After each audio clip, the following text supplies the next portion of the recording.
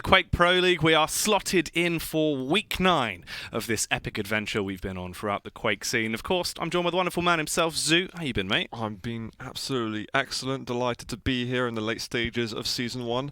Can't wait to get ourselves started. It's going to be a fun day, right? When is it not? When is it not? Absolutely. No parking allowed in this game because we're going to be cracking right on really, really soon. What are you making at a kind of phase that we're in at the moment? We've had a beautiful kind of story a whole way through the season.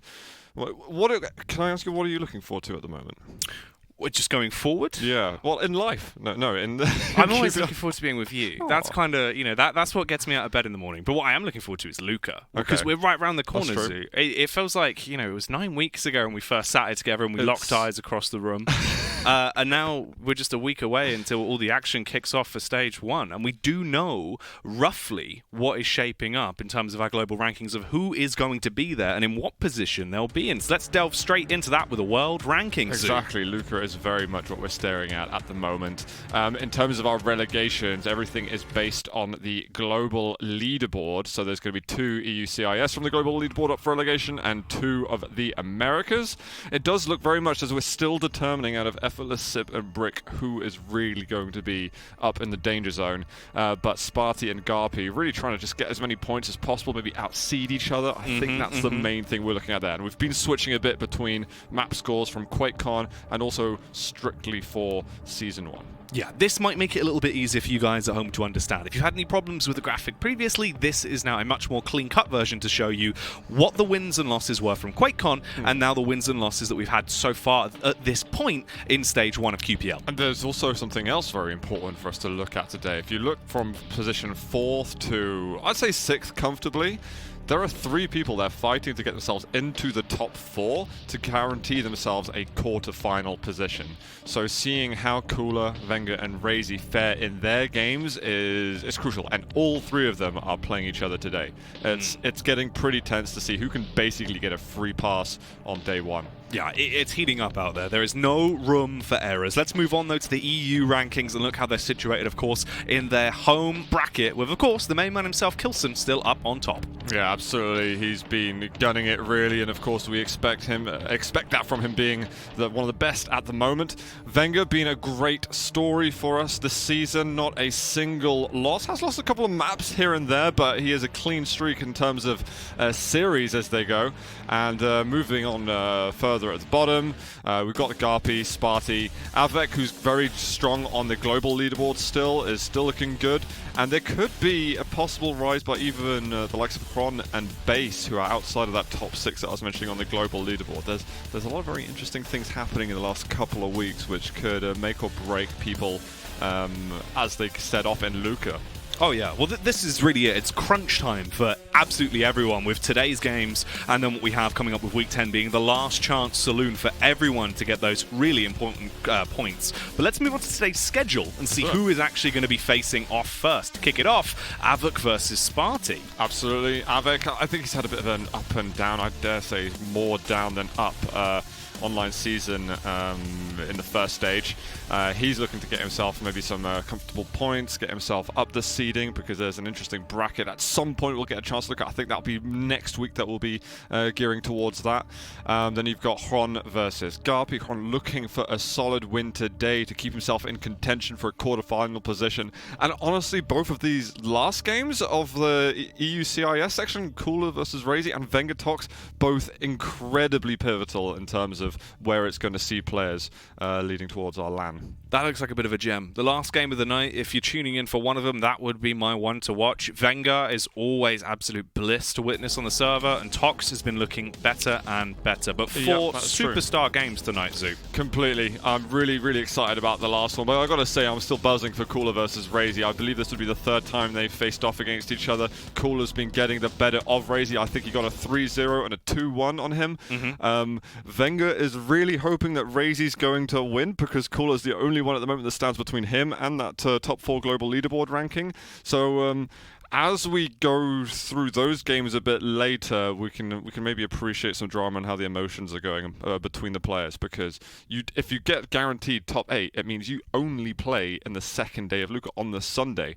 Everyone else is struggling to get themselves through the rest of the bracket over on the Saturday, so it's really, really meaningful. And I know that Wenger's been he's devoted himself 110% in order to get there. Yeah, the points mean so much for seeding, so much going into Luka, and it's all because these players are trying to fight their way to a position where one day they may eventually get their hands on that very prestigious belt that is now slapped down behind you. Zoot, we finally have the Pro League belt in the building with Kilson's name embossed on it. Yeah, it looks pretty damn good over the side, so the next name to fill across will be just to the right, where you can maybe on the camera just about make out Kilson's name there, and yeah, it's pretty hot. It is. It's pretty heavy as well. It is actually pretty darn heavy. It is a tasty bit of kit. So if anyone's going to want to really get themselves motivated off the back of this being the final 2 weeks, catching a glimpse of that bad boy is going to light a fire under them. Absolutely. Yeah, so I guess we can make our way towards the games, because at the moment I'm just buzzing for them right now. You're excited? We'll see someone holding up the belt as Kilson did at Quake. Maybe it'll be Kilson again over in a couple of weeks' time in Luka in the deconsecrated cathedral. But yeah, for now, I want to be able to be seeing some action. I want to see how the players are going to be faring out, what kind of shape that we're getting, as things seem to be changing or evolving week by week. And I think those nerves might be kicking up a little bit. I know that because Wenger's been so motivated, he's also getting quite anxious because of the amount he's been putting into this. Right. It's all now, is it everything going to pay off? And I imagine that's going to be that feeling for a lot of the other players too. Yeah, well, it's the mindset side of things where you're now investing way more than you were previously because it's all on the line. It's at this point where you know there's still a chance that potentially that seeding could be stolen away from you as well. So, you know, the claws have got to come out, and that's exactly what we're going to see. But let's get into the first game, the opener. You know, we'll crack this one in, and we'll see how it's going to go down. I'm excited. Obviously, our endpoint man in av3k, someone that it feels like he's been trying to go from strength to strength. He's had some shaky standings here and there, but let's get into it. Yeah, completely. I mean, av3k he has had a bit of a shaky season one, but the thing that you can rest assured is no matter what seed he has, I am still expecting a godly performance over at Luka. Obviously, you want to see him get the easiest opponents possible for him if you are an av3k fan, but I reckon, I'll call it right now, I guarantee that we'll see him in the top 16, so he's not going to be in danger zone territory or anything like that. I reckon he's going to get top 8. I think he's really got a good chance of getting top 4, given the kind of standings that we've seen from him over the last year. So strong confidence there in the av3k clan performance. Top 8, I'm very confident about. Okay. Top 4, I think, depending on the bracket and, you know, if stars align, I think it would not surprise me at all, and it wouldn't surprise me if he went even further.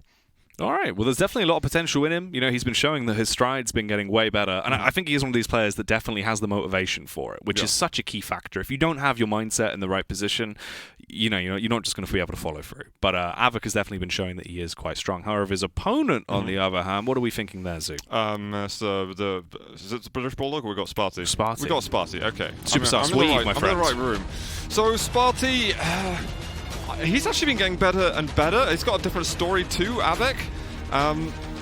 I'm expecting to see a good performance from him. I actually think that he could win this match overall, but he knows that he's staring down relegation right now, so it really is. You've got to keep yourself in good shape if you want to make sure that you can win against those players who are coming down from the challenges. And we've got CNZ and Cypher from EUCIS, 2 incredibly talented players.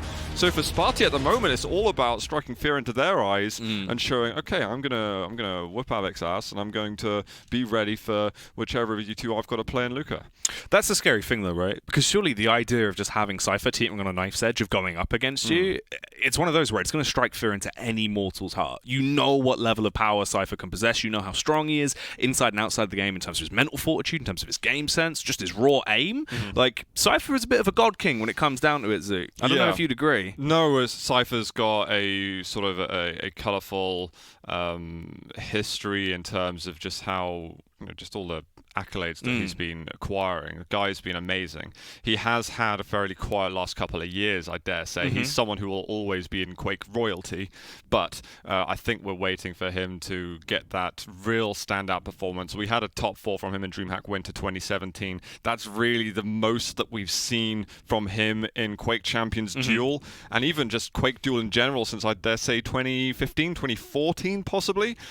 So it's about time he's getting himself first place in challenges.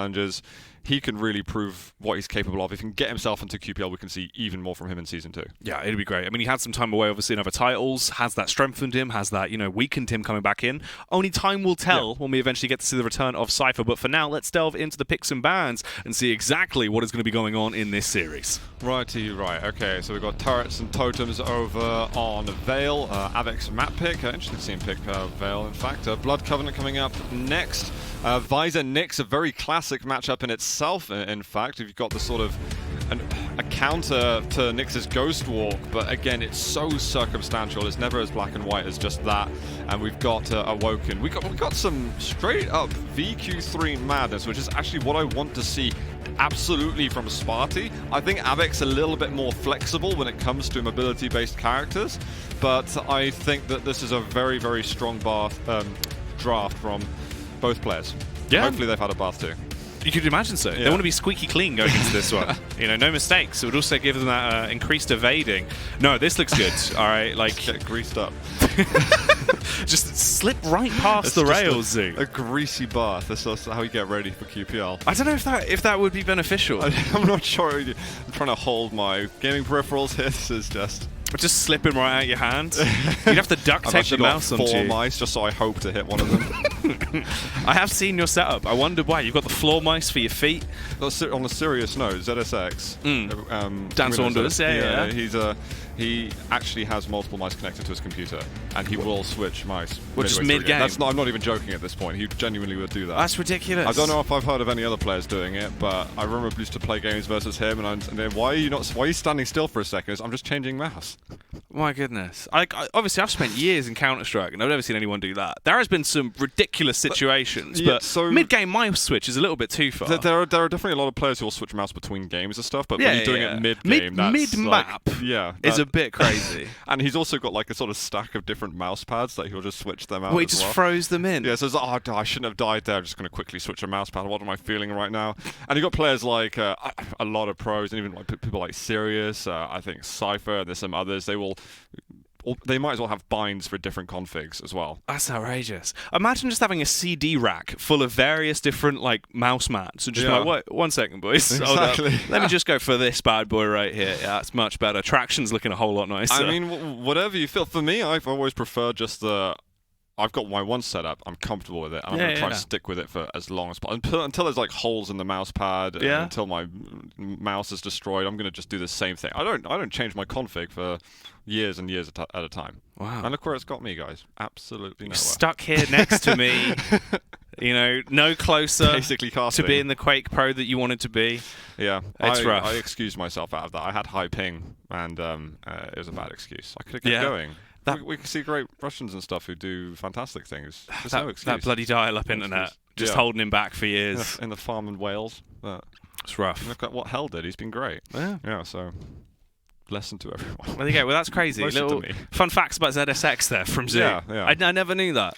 That's what I'm going to have to bring up next time I see him. think it was unwarranted, but you've got to you've gone for the little under the table dig. He is a Quake player. It is relevant to some degree. I like it. Yeah, but I respect it. We've got some different players who are relevant. We've got Spart1e and we've got av3k. Have we got a prediction of some sort? I'm going to come in strong on my one first this time. I know we normally let you open it up, and then I go with the exact opposite. You just to slam dunk on you. Normally, I'd rep my boy Swedes, right? I like my Swedish players. I'm a big fan. I feel like Spart1e has... Those meatballs are always there for you. He does. He must do. Surely. I'd eat them. But... It's the fact that this week, honestly, I've got a lot of faith even going in with av3k. I feel like our endpoint boy is going to be able to prove this one to be the endpoint of Spart1e's return. Okay. And this is going to be a pretty big motivator for him going into the last week, because I don't feel like he's going to want to let this potential chance slip away. So you think av3k? Yeah, I genuinely feel like this time around, av3k is actually going to sort of put his foot down, come in very strong. As long as he can open it up with a nice first map, I reckon it'll be pretty smooth. A little bit daunting on map 1. I trust everything that you're saying. Okay. And I believe what you're saying. God, this is bizarre. We agree on something. But there's a but. And there's no real logic or rational thought behind it. I just kind of feel Spart1e today. Okay. Just feeling it. That's literally it. I've got no other reason or backing but to just say I think Spart1e's going to win 2-1. It's a clash again. All right, well, you know what, then I'll go av3k with a 2-1. We'll go for a split each. We've gone for the 50-50 gamble, but we're in map 1. Loser buys dinner. Oh, absolutely. Let's get into it as I am ready to feast on this delicious meal of a game. Well, we've got Spart1e off the beginning. He's got himself that light and mega health. He's still waiting to get the rockets at such a crucial point in the map. av3k has it already, so he's looking to try and set up a small trap, but av3k almost a trappee. However, he's got all those rockets and doing an extraordinary amounts of damage. And Spart1e's going to have to hold on for a couple of seconds. If he gets that kind of idea, okay, where is av3k? Maybe now I can start thinking about how I can make my way to the rocket launcher. But Spart1e's just being... He's being super quiet. He wants the mega health. Very, very slow beginning, but is it a little too slow? Oh, yikes. Well, he takes down the turret at least. That's also going to be the totem trader back out upon. We're already around 50 seconds into this one, and that's been the most damage we've actually seen transferred, Zoot, as they've both been playing quite quietly. A very unusual start. Spart1e wanting to play it slow. He was trying to play it very carefully, but it ended up being a bit precarious for moments. However, he managed to get what he wanted overall, which was to keep that 100 armor and to get himself all the extra weapons. But he's taking loads of damage, has to get away as he's railable at the moment. Was thinking about the rocket jump, but av3k's just straight up moved over. Can we get a mid-air? We can from both players. That's a mutual frag off the start. That's a sick one to open it up as well, actually. That was really, really lovely. The calculation on that was so smooth. They're straight back in, though. And Spart1e, all right, it's working out well for your Swedish superstar to kick off this series, at least. This is already one frag ahead, and he looks to try and add more to that as he goes on the hunt. And Spart1e's someone who's got exceptionally good timing, so you'd always expect him to have good understanding of when those items are coming up. Rocket jumps up to get that rocket damage and LG damage. Big collateral as well, getting the turret and av3k. And he's also got that mega health, so he's going to get himself overstack anyway. This mega is going to fully load him up. He really needs armor, but this is not a bad position to be in at the moment. He does also need ammunition, though, Zoot. He's got one rocket remaining at this point. Luckily, there'll be a bit of a contest for it, but he does recover it. Loses basically all of his health, but he's still so headstrong to go full frontal there. Just smashes him down with a rail and gets another frag. That's already a 3-1 lead. He could really have got punished just there. Makes me slightly anxious to see that he was facing with rail while reloading still, and he was so slow to get the initial bit of damage. Very good rockets from him. He can't quite get that comfortable angle, but there he finds the follow-up just after the totem goes down. He's got the overstack totems too. Life is pretty good for Spart1e here. That's life. And he is doing incredibly well right now. Not looking like a pauper, more like a king, as he is living his move. He drops straight down. The rocket's going to be coming through, rinsing the HP pool. And that is another frag. av3k getting decimated by the Shotgun Supreme. Oh, I'm feeling slightly smug at the moment, my prediction. But oh, you should be. But you know what? I wasn't expecting it like this at all. This is not how I expected the story to ride itself. And there is a turret destroying the totem. He doesn't know where he is. And Spart1e's rails are just on at the moment. It's staggering how well he's hitting. And, okay, I'll be the one to talk about it because it's always me. The totem elimination game from av3k's not really been there. There's been some very good totem placement, though, from Spart1e, so I can definitely credit that. And there's some good follow-up damage. av3k trying to get that upper position when he hasn't really rightfully earned it just yet.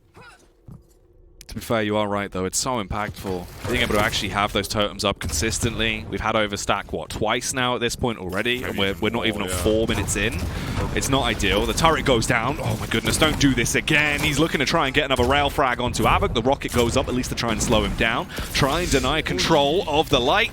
Drops himself a totem, and he's just going in. He's so confident in these fights, Zoo. It's the totems that are doing everything for him. It's giving him so much energy in the fights. It's going to be another rail. av3k's just presenting himself for Spart1e. 9-1. This is a really dominant start. Obviously, whatever you can do in the first 5 minutes can be undone in the second 5 minutes, but it does not feel like that's going to happen. Spart1e's got so much ability to slow the game down once we get post 5 minute mark.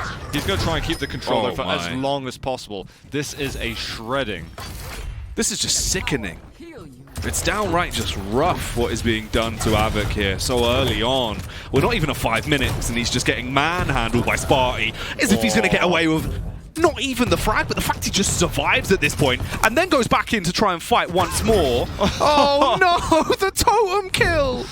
That's one way to delete a totem. Yeah, it's definitely one way. And you know what? When you're stacked, I don't mind it. I actually agree with it. Finally, av3k's going to get himself something. He still managed to keep the timing on the major items, which is so important to do when you're getting bullied around like this. And av3k's going to quickly convert onto another. At least he's starting to pick up the pace immediately, and he's not waiting to slow down the control and then get going. He's already turning the heat up and hitting the rails again. We need this, though. There's still so much time. He may have had you in the first half, but if you can just start breaking down his defense and get back into it, go headstrong and show us the confidence is still there, he can definitely try and come back in. Firing down a barrage of rockets right now, attempting to scout out where Spart1e is. He's going to have to chase him. He's still taking damage from those totems. Barely misses him, but the rail will give it away. He really doesn't want to get hit by these rails. He needs to make sure that if he's taking a rail, he's at least returning one back. And those are 2 unreturned rail shots. And the Mega Health's going to be up in 10 seconds. He's hoping for this light armor to come up soon. av3k seems quite lost, I've got to say. And Spart1e's walking all over him. The insta-give skills that we're seeing from the Swede are just supreme. The one time I don't represent my Swedish boys. Maybe that's what they needed the whole time. They just Potentially. needed you to to lose faith. I should have had so much faith in him because he's just been show-stopping all. It was set up to look absolutely glorious, but luckily there's finally going to be some slaughter dealt from av3k. He gets another kill back in.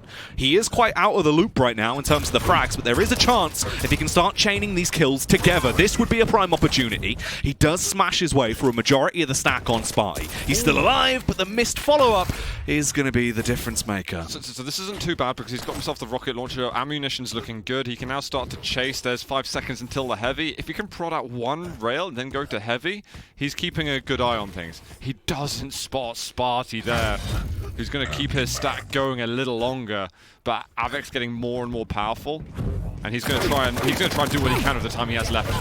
Rockets aren't too bad whatsoever. The totem does make things a little bit annoying for him, but he's got all the weapons, so off the spawn can immediately pound down that pressure. It's such an awkward fight at the minute. He goes in with the LG, a heavy tag. That'll be the ring out. There's number 1 of the 4 we like to have per broadcast, so we're already set on track. He's going to go for heavy. If he goes for heavy first, that's a big play. He hasn't done it, and Spart1e gets that stack. He didn't fully trust himself with that read, and he's mistimed the heavy. This is a blow for av3k. He's got to start realizing soon that that's happened, and I think now the information is setting in. He's getting a slight read off the back of his turret, so he's a rough understanding of where he is. He really didn't have a clue about heavy timing, actually. I'm surprised it was offset this hard. And he's going to get killed almost just before it spawns. Ooh. Gets on it, but then there's got to be that recovery period one more time. He's got turret up, but his stack is in such a dire position, Zoo.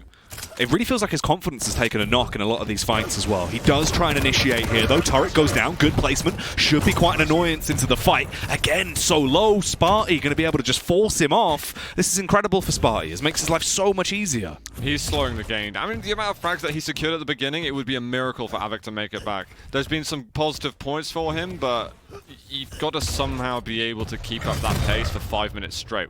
I think he got railed and rocket jumped at the same time, so he lost about 140 health.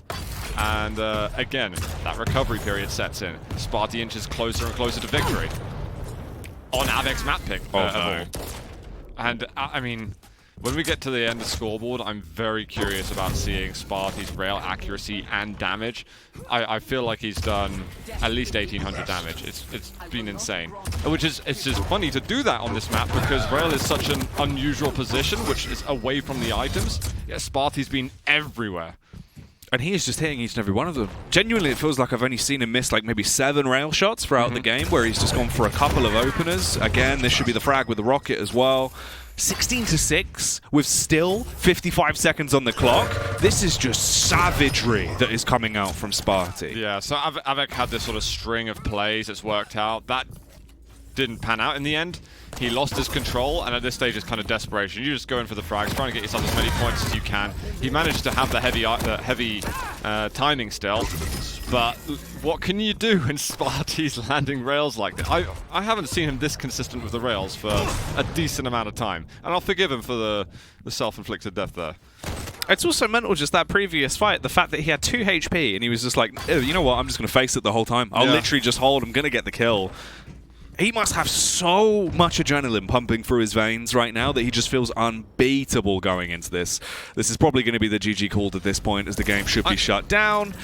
I'm genuinely worried for the challenger player who's going to go against Spart1e. Oh man, if he carries on playing like this, hell yeah. Spart1e has also historically been one of the really strong players in early stages of tournaments too. So whether it's CNZ or Cypher, he's going to be looking good. I don't know if production is going to be able to tell me what the rail accuracy and damage was in that map, but that'd be really, really cool if we can get that. I think they're working on it. Ooh, there we go. 64%, 2,250 damage. That is an insane amount. Thanks so much, production. I appreciate that. You tend to see those stats, or not even see those stats on Blood Covenant, which is probably the most rail-heavy map that we've got. The fact that he's done that on Veil is insane. And sometimes when you or someone like av3k going up against a player who's hitting 64% rail, it's just hard to do anything.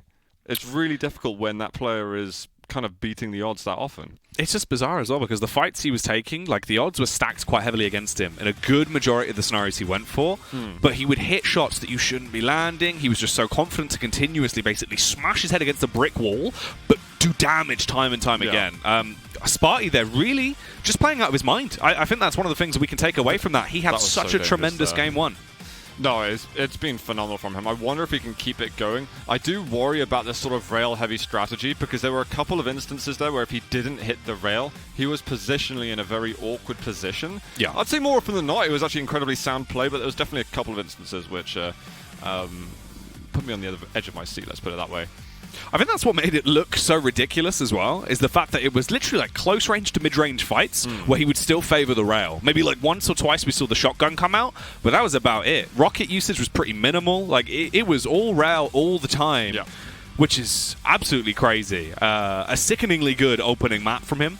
The fact is, though, can he keep this up? Is av3k going to be able to reset himself as well? Because that's got to be a frustrating first way to start the series, right? I don't even think that av3k was hitting that badly, though. I think his aim was quite fine. It was just he was being superseded by this Swedish guy constantly. Wait, it didn't feel like it was av3k's aim that was the issue. It felt like the few minute situations where he actually had a chance to start to turn like the tide of the game. He looked quite lost in like his decision making of where he wanted to go because of how much fear I think Spart1e had already put down as a president. Because he basically had full map control the whole game, right? Like, as you were saying as well, control the items. It got to the point where he was so frazzled in going, look, what timings do I even have here for the heavy? Where am I supposed to be? How are you even supposed to play around that if you've lost that much of the flow of the actual game? And you know, sometimes I blame players for, okay, you're exposing yourself to the rail too much. There were definitely instances where av3k was guilty of that, but when he had his own control, he was still trying to approach the fights with hard angles for Spart1e to play against, but he kept getting defeated by it. But let's see, we've got the next map that's coming up right now. Can Spart1e do it again, or is it av3k's time to shine? Well, we'll delve into it already. There's a bit of a scuffle, as av3k is going to be left a bit worse for wear. He's going to have to bounce off and buff out those damage. Ooh, tries to transfer across the way. Nice rocket jump coming in from Spart1e, and oh no, Zoo, he's already got the rail. Yeah, this can get scary now, and he's already starting to hit shots too. There's your first, I'm sure, first of many. And we have got the heavy available on top of that. I think he may have just got a sound cue of that lower light being picked up. And he decided, you know what, I'm not going to stress myself out about it. And he's got perfect item timing on Mega and a heavy, whereas av3k is kind of guessing the heavy item timing. I think he's going to be probably decently within a 3 or 4 second range, but it's still guessing. Spart1e with the drop down. Ooh, actually takes a ton of damage. This is way better for av3k. He actually forces it out as well, so he's going to have to try and back off incredibly far away from the fight. Really not favoring this. Does actually concede control of the heavy at least, but av3k is pushing, trying to play with fire into this opening moment. Yeah, av3k left the mega health up the entire time, and I think Spart1e's figured out that av3k is returning to that area in order to pick up the mega. Otherwise, av3k would continue to fight and look for other ways to punish Spart1e, who's used that ghost wall recently. Ammunition reserves running low as well, though, Zoo. 5 shots left in it for him. Just going to pick off another one, and there's going to be, I think that was 4 rails in a row from Spart1e. That's going to be first blood. This is the type of game that is normally very strong on the Blood Covenant. If you can have that rail-heavy approach, oh my god, these predictive rockets too. Spart1e's just bouncing him all over the place. He looks so revitalized going into today's games. Like, it's crazy just how crisp he's looking. Absolute unlineable. I mean, I almost want to talk about the relegation / promotion games at Luca again, because I mean, CNZ and Cypher, we've both seen good things from them during Quake. CNZ, I think, has been slightly more impressive for me in Quake Champions overall, but Cypher is just an incredibly impressive person anyway. If Spart1e can show this kind of shape, then I think either of those two others are going in for a hard time. The only thing that's going to be more annoying for them is to see if Garfi's showing a similar shape, because then you've got to prepare even harder. That's the thing. If they've actually got to this point now where they've sort of blown off all the cobwebs, they've got back to this incredible form, especially on LAN as well, because you know all manner of crazy things can occur in a LAN environment, right?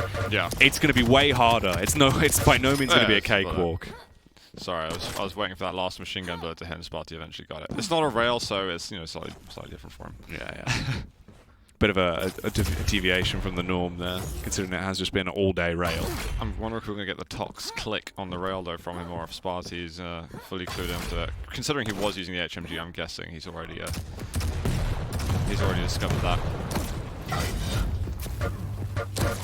Going in for that zoom LG. Hitting a bit. He has got that Ghost Walk to work with if he needs it, and he'll eventually fade away from the fight. He's used up all of his LG ammo, and he knows he can pick up some more on the way. Actually going to go up the bounce pad. Oh, he tries to get the perforation. Man. It doesn't matter in the end, though. av3k goes into the negatives. That's like the ultimate BM as well. Like the frustration you're going to have from that. Sat there now with a suicide coming through, putting you into -1 on the frag. Spart1e walking on a dream right now. He can make his way back over towards the rail. If he wants to fight for the heavy, he can, and it's uncontested. 2 rockets for the price of 1, delivered straight to av3k. That's the collection on the rail. Spart1e's just having a field day. Wow. What? Oh my god. Stopwatch. Just as soon as you were thinking how you're going to play that situation. And he knows exactly what he's going to do off the spawn. 2 rails in a row, could just tickle him with a lightning gun. He's going to go over the SSG instead. Now to look for the next spawn. Can't find the rail immediately, but av3k's pressing forward. He wants a weapon, but he's getting farmed. So somebody stop him, please. This is just ridiculous. The stuff that he's getting away with. This is like four spawns in a row at the moment. Now he's going to rejuvenate himself with the heavy. He's going to go over to the mega. Like, he's got such a sick rotation, and av3k is feeling like he can't do anything on the map. I got to say, he's been a little predictable on a couple of instances. Oh, I can't believe he goes to the rail just looking for that. Has got the mega. Now resets himself, so he's going to be fully reloaded. There's the rocket. Follow-up's not going to hit, but that one will. There's a 10 frag difference between the players. This is crazy. It's basically a complete repeat of the first map as well, of just Spart1e looking oh so dominant in the opening moments of the game. Again, he's low on ammo though. He's also incredibly low on stacks, so has to wait for that light to come up. He has 3 rockets. He's got no rail, and he's going to go out with a super shotgun. He's already done some damage with it. Let's see if he can cover his opponent in pellets and riddle him with a shrapnel. av3k is so low. The Ghost Walk. Oh. I think that's a wise move to back off, because av3k would have gone onto the mega health first, and at that point, Spart1e's punching above his weight. You'd be a sitting duck. Yeah. Oh, okay, there's a round. He gets himself off the negatives. He used his piercing sight to achieve that. He's now got a decent amount of weaponry. Well, av3k has definitely been having a hard time so far. He looks just a bit uncomfortable in general, I'll be honest. There's something, I think, up with him. And maybe it's the frustration setting in too. Does get himself the bounce pad kill onto Spart1e. That will slowly start making amends for all the bad things that have been going on. I wonder if it's like something with his mouse or... There was a little spin. I don't know if that was just like shaking it off of the back of coming out of negatives back into a neutral, but time will tell.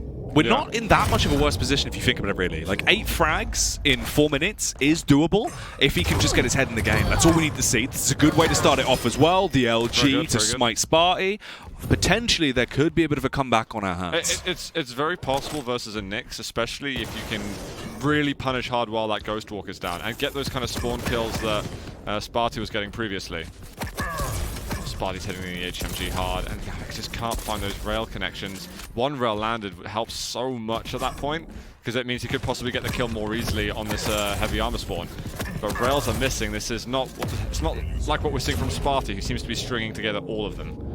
Yeah, the kill chains that Spart1e has had in this game have just been unprecedented. It's so much of a struggle here for av3k. He basically hasn't had control of the heavy the entire game. He can't get the follow-up frag there either. There's been so much downtime in between these kills that he's making it way harder for himself as well if he hopes to try and claw this one back and get it closer. Spart1e, he's gunning for the series here. We're seeing still the fundamentals of being very sound from av3k in the last fight. He knew exactly what stack Spart1e had, so he knows he can go for the rail follow-up, but there's something to do with just the way he's connecting the shots, which is just not the way it's happening for Spart1e, who keeps on getting these rails one after another. Again, another heavy given to Spart1e. Still waiting, playing this very similar style the entire time. The rotations have been so fundamentally sound, but let's see if the aim's going to be capable. Not into this fight. Finally, another opportunity for av3k to shine through, but he's left himself with not much time and really not much to play with going into these final few minutes here. He's just told him the heavy timing. He's like, you're slightly off, mate. Let me give you a small hand with that one. That's like the ultimate BM, but I love it. That is. But at the same time, Spart1e knows that he can ride this one out unless something horrific happens, and av3k doesn't seem to be getting into that flow where the comeback appears likely, you know what I mean? Mid-air, well, not quite. Spart1e's finding those follow-up rails. Ooh. He's going to re-peek into the Ghost Walk. He might want to hang around, but he decides, you know what, better not. I've given him timings now. Oh, man. Well, the last 2 minutes of the game, he does get the tag off. The shotgun finally going to come through, as he'll tear his way through Spart1e's body and leave him lifeless on the ground. This time around, he's able to pick up the heavy, nice and easy.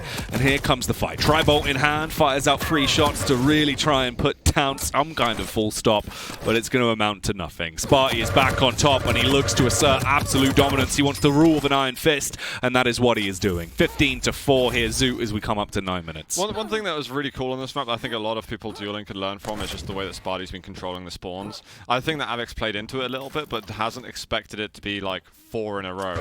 And hopefully for av3k's sake, he's all right at the moment, because he looks to be stood still. Hopefully for him, you know, this is something he can shake off, and especially going towards Luca. And I'll still, even though I'm seeing this, Jackie, I still have confidence in av3k at Luca. Dude, from what I've heard and like what I've been looking at, just from like my individual analysis of av3k as a player, I feel like he's someone that is going to be so motivated going into that LAN where he will want to give it his all. Today's game looks more of a blip, really. He is a LAN warrior. He's someone who's always ready for it. But I really hope going into week 10 we can kind of see that upturn once again. You need it. You need some wind underneath your sails, really just project you as far forward into those standings as you can get into that final week, because right now, that's exactly what Spart1e's done. He's come in no hold bars. The fact is, these games have been 10 minutes long, but they feel like they have been way quicker because of just the constant high-octane gameplay we have had from Spart1e. He wants to make it 18 and try and round it out towards the end of this one. He will get that kill with the LG.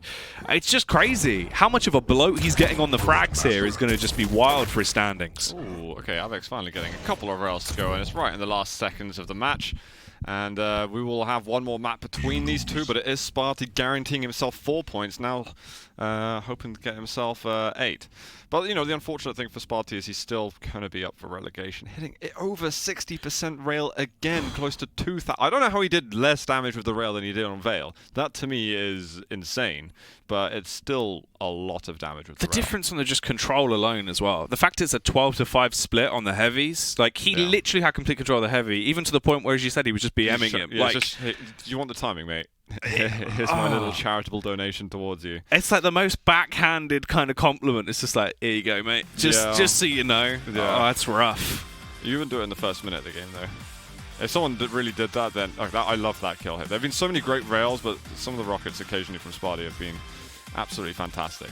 And again, I did mention it before, but the spawn control from Spart1e, I mean, if you're an aspiring competitive dueler and you're trying to figure out how to play this map better, or how you can maybe capitalize off good situations in ranked play, just go through the map again and watch how he was positioning himself versus av3k, force no spawns in the right location, and making sure that he can get as much damage as possible. That if you're av3k in that situation, you can evade some of the damage if you don't predictably go towards the nail or down to the LG or through certain ways through the pillars, but some people just are not ready for the way that Spart1e does this. Yeah, that's exactly the point, right? If you want like a really nice demo to watch back to have a complete understanding of how to have complete control, but also look stupidly sick with a rail whilst doing it, just watch that game back. Yeah, that was two mad. is be sick with the rail. Yeah. So you got the step 1, which is the spawn control, but then you've got to like hit the shots. Dash 2, be sick with a rail. Yeah. Dash 3, be Spart1e. Don't not be Spart1e. Yeah, indeed. Yeah. I'm really struggling with my timing at the moment. I've been playing quite a lot of Duel recently, and I can't. Thing is, it makes me really happy when I see someone like Spart1e doing that at the time, because it's like, well, he's older than me, and his timing is still awesome. But why is my I can't remember numbers. You're just not very good at maths. No, dude, like okay. I resent that.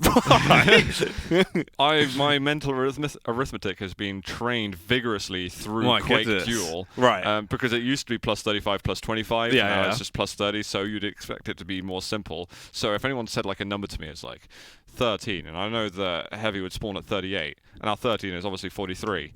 But now I can't remember the timings from one rotation to another, so I end up saying numbers in my head, but it's like, but what do the numbers mean? Mason. Excuse me? Don't worry, that's a video game reference. I thought I'd slip that one in there. I thought that was quite good. It possibly was. Do you want me to get you a stopwatch for Christmas? So I production respects you. I just need I need the old the timers kind of by the computer or something. All right. But the thing is, I need to label them as right. This is the stopwatch which tells me mega timing. This is the one that tells me heavy timing. Yeah. So I don't know what they say. I'm saying numbers in my head. I don't know what they mean anymore. So chat, please help me. I don't know what's you got to start just shouting them out. That's like the Darren Brown tactic. You right? will again lose. Oh, what is this? What's happening? Oh, there is some BM coming out. Can you press enter? Press enter, production. Press enter. You're going out of the league anyway. Press enter. My goodness. Can production press enter? Oh, they've revealed the BM. You again.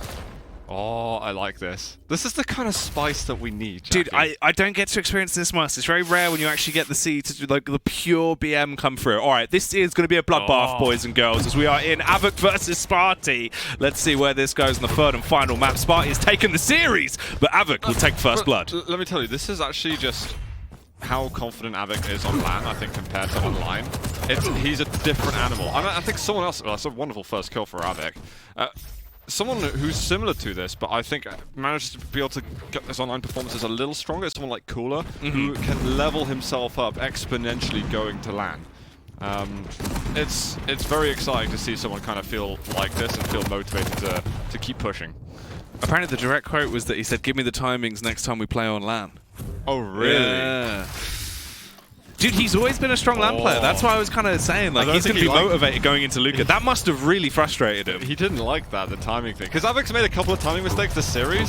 Spart1e, though, is getting some great rockets over here. 2 for 2 we are now on Awoken. Wow. All right, this game actually has a lot of stake to it, Zoo. It might not be, much to decide the series, but it's a feud. Stake. Oh, yeah. Nice and rare. Full medium. Oh, again, he's just bouncing him around. Juggling. I don't use the juggling term very often, but I'd definitely say that was a juggle then. That was a pretty good juggle. Oh, barely surviving this. Both of them so confident with the rails right now. He wanted to go for the Dire Orb. He is going to be able to find the frag. av3k putting Spart1e to bed once again into this series as he has a 1 frag lead, but there's the rail! All he had to avoid was that rail, and he had to get out and find some health. He really wanted to go up the bounce pad to get a health bubble there, but suddenly things get really, really awkward for him if he tries to run away. And the one silver lining for av3k is that Spart1e used his orb just before dying. So there's such a good possibility for him to punish, but Spart1e kind of, did the reverse Uno card, etc., and railed. It's bamboozled him. Yeah. God damn. av3k wanted to try and bring this back. He's going to be frustrated as these rails whizzing by. Spart1e looking like he's trying to make a point with these rail plays into this one. I'll show you timing. he rings that dinner bell, Zoo.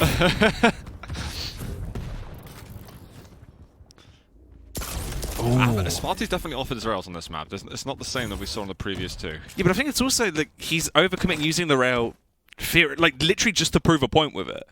Because I don't think we saw him even use the rail as much aggressively here. Like, some of these fights, surely he'd be prioritizing different weapons, but he's just been all in with the rail.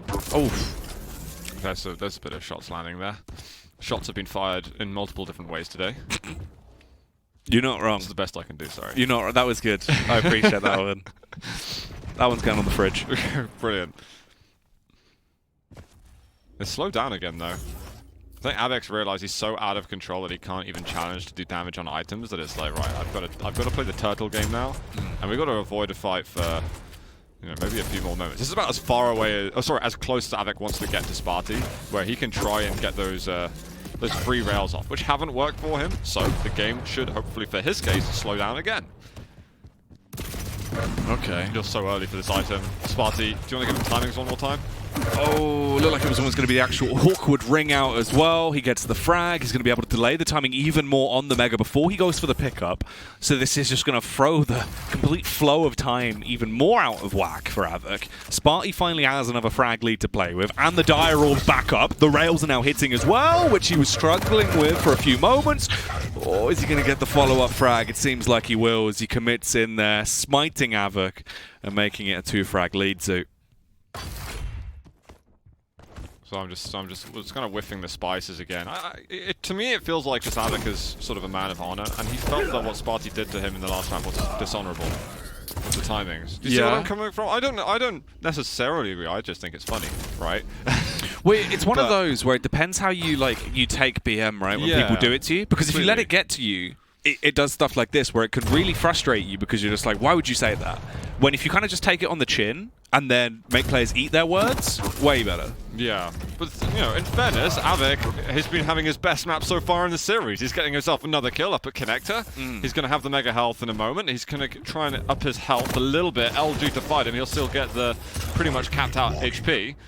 And then there's going to be the heavy in 10 seconds. So he needs to string together some major item control, and he's absolutely in this map. It's with 2 rockets, but he's got a whole lot of LG. He's trying to ward him off. Oh, he lands the shot with a railroad. That is absolutely ferocious. And there's the follow-up. It's all tied. As you said, he is actually having a way better map here.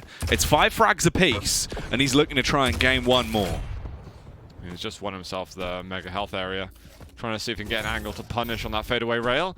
Won't get it immediately, but this is, yeah, the best we've seen from av3k so far. Heavy up in 5. Now trying to see, okay, where's Spart1e? He just hit exactly where he is, so he knows there's few places he can be attacking from. Almost gets the direct straight away. The follow-up rocket is glorious. And now he knows he can back away, get himself a heavy armor pretty damn safely. Ooh, the rail coming around, Spart1e miraculously surviving there as he gets around the corner. Luckily enough, av3k is going to be precise and punishing as he fires off a single bolt from that LG to fry him. Yeah, Spart1e really shouldn't have attacked again. That heavy was definitely going to av3k one way or another. The only way Spart1e could have done anything better is to maybe back off a little further from the Mega and hope to catch a rail at av3k coming out of nail gun area. But then that would rely on av3k using that route. Now av3k's just got a chonking stack. And it's already been dismantled quite hard, and I think that's going to be Mega switched over. It looked also good a second ago, and then the tides turn as fast as that. Look at that LG damage that he got on the double jump. Flies Mega, and well, the armor stack is virtually gone already. This has been the closest scrap we've had between the two of them the whole series. 7 minutes now gone by. 1 frag difference between them. av3k looking to try and add to his total tally. Actually in a position where he has proper ammunition to play with and control of the heavy. He has the better stack. He's getting the tags out with the tri-bolt as well, forcing Spart1e back. But Spart1e's got confidence on his side. Opens it with the initiation rail, the Dire Orb in, and then the follow-up. You can't beat it. It was all about the timing there for Spart1e. His item timing is just better than av3k's. He's got it to the second, so he knows when he hits these rails. He knows he's got time to get the orbs to traverse across. He's now hitting more and getting himself into the lead. Yes, Spart1e's timing and when his mechanical skills are working, it's yeah, a thing of beauty. And also slightly terrifying for anybody else. Oh yeah, he is going to be punching fear into the heart of av3k right here. Gets him low once again. He might lose control of the Mega, but I don't think it's really going to matter if he can land these shots. There's the clip with the rocket, though. Forgot how much ammunition he actually had to play with, but it won't matter as the LG is going to light up the skies. av3k, can he make it back with 2 minutes to go? There's not a big stack on Spart1e. av3k should have a couple of weapons, so fighting for this heavy is definitely possible. He's got nails. Still a small health and armor advantage, and Spart1e can't get these rails to hit anymore. Ooh. There's going to be a rocket, one follow-up. He gets the orb through. This is such a weird fight. What on av3k survives. The orb slipgating, I think, disorientated Spart1e, av3k, and everyone watching. It was all such a weird fight. Like, the juggle into the air from himself after he dire orb to where he's like trying to like acclimatize himself where he actually is. Bizarre. Oh no, it was just a stopwatch. Excuse me. Ooh. He's chunking him down with the LG at least, really stripping him of all of that HP. He has to land the rail. He does, but he's just got a bit more HP. If he could have had the previous one landing in, obviously, but maybe in an alternate universe. Right now, their punishment is onto av3k again, and with a minute to go, is this fading out of the realm of possibility for our Polish player? He can get himself over to the heavy army, so it's kind of one last hurrah that we've got from av3k, who's missed his rocket jump, but still deals damage. I'll call that a semi-win. I'll call that mostly a lose there of the Tri-Bolt. Yeah, going straight into the Tri-Bolt, just being slapped up by it and left with really not much is going to force him back. Luckily, the timing with the Mega plays in his favor, so he can scavenge that on the way out. But he's the one that has to go in for these fights. You've got to get so many frags in such a short period of time, and he's not initiating. He's leaving it up to Spart1e to be the difference maker. av3k will actually get the kill at least. That's one of the few ways that av3k can make the comeback. That really shouldn't have happened. He's going to find him again. His body's going to go down. If he gets it here, this could be it with the overtime. He's got to chase. He's still got to chase. He thought the job was done already. The LG is surely going to help him out. There's just a couple of health points left. He didn't finish the job when he could have, and Spart1e's just hiding on the side. How dramatic was that? Oh, how unnecessarily dramatic was that? That last like 15 seconds of teetering on the edge of sudden death. So what on earth? Didn't he have him already? No, he had the orb, so he kind of got misdirected. I think enough that he didn't follow through, and it threw him off. It just threw him off for like a few frames that were enough for Spart1e to make that unreal getaway. Like the slight distance he had just to turn a corner, because that was all it was. As soon as he got around a corner, there was no line of sight, and it was just over. But it was weird because av3k could have just kept shooting at him, because for the first bit, when the orb's not even traversed him yet, you just keep shooting. But he kind of started following the orb quite quickly. Yeah. And took his eye off the prize. And Spart1e somehow managed to find enough stack to just keep himself alive around the corner. And as soon as he got to machine gun, it's like, well, now I can just fake you out. You've no idea what I'm doing. Yeah, that was a crazy last few seconds of the game. The fact we've gone into this series, you know, it was fairly standard. Spart1e looking like he was having a great day, but nothing out of the ordinary, right, in terms of just our standard day Quake Pro League. Then we get the timing comment from Spart1e. That's when I think things really got ramped up, especially in the mind of av3k. We come in here on Awoken as well, and it's like, look, this is where he wanted to prove a point. Yeah. I mean, he definitely seemed like he was a changed man on Awoken. Oh, yeah. And honestly, for the better in terms of the quality of play we were getting from av3k. But I don't know how Spart1e escapes right at the end, because he was on about 15 HP. I think he gets the mega health around the corner as he runs the other way. Yeah. It's like everything fell into place for Spart1e, and if you replayed that situation 20 more times, they would all result in Spart1e dying. Wait.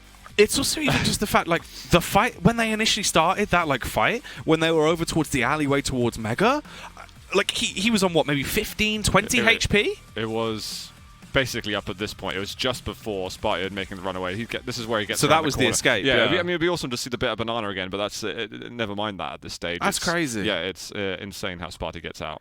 Like, it looked like it was set out of nowhere to be sudden death. And it's not the first time that Spart1e does these types of things as well. He's the type of person who seems to be so good at faking out with the dire orb that he's sold the idea to the concept to many other people. Spart1e, the dire orb salesman, coming at you. He knocks on your door, you know, whips out and just goes, "Are you interested in wearing a dire orb?" Aha, I'm in your house. Yeah. As soon as you open the door, he's behind you.